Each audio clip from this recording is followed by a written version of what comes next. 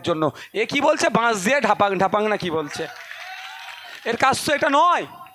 ওই ভদ্র মহিলার এ কাজ ছিল না। আমার বড় ভাইজান ধর্মীয় মাহফিল থেকে একটা কি বলেছিল, অনেকের জ্বালা করেছিল।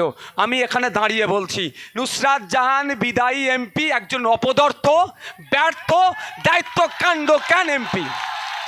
পারলে আমার সমালোচনা করতে বলো, পারলে হাজী সাহেবদেরকে বলো, পারলে আপনার এমএলএ কে বলবেন। নওশাদ সিদ্দিকী এসে বলে গিয়েছে নুসরাত জাহান একটা ব্যর্থ অপদার্থ এমপি ছিল।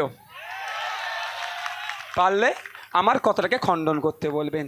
এমপির কাজ নয় সেলফি তোলার ভিডিও, টিকটক ভিডিও। এমপির কাজ এইখানকার মানুষের অভাব অভিযোগ চাওয়া পাওয়ার কথা উত্থাপন করা। এমপির কাজ কি? লোকসভা আইনসভার মধ্যে যাবে, লোকসভার মধ্যে গিয়ে এখানকার কৃষকদের হয়ে কথা বলবে।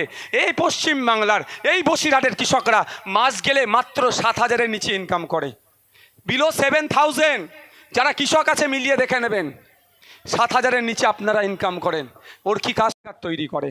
দেশে 100 কোটি ভোটার মিলে 543 জনকে আইনসভায় পাঠায়। যে আইনসভায় পাঠিয়ে যারা পলিসি তৈরি করবে, কি পলিসি?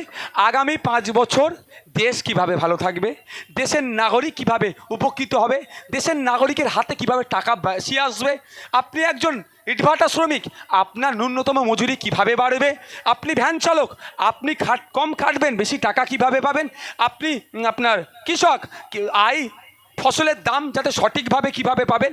সমস্ত সমস্যাগুলো সমাধান করে নাগরিককে কিভাবে এগিয়ে নিয়ে যাবে, তার জন্য যে যাদেরকে আমরা ভোট দিয়ে পাঠাচ্ছি, সারা ভারতবর্ষ থেকে 100 কোটি ভোটার মিলে, প্রায় 100 কোটি ভোটার মিলে 543 জনকে, ওই 543 জন আইনসভায় গিয়ে আমাদের জন্য নতুন নতুন আইন তৈরি করবে, আমাদের উপকার করার জন্য।